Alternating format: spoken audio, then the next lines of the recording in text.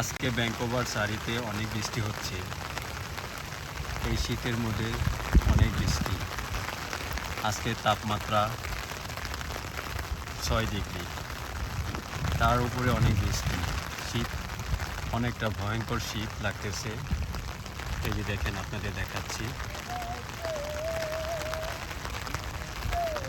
এটা একটা পাহাড়ের উপরে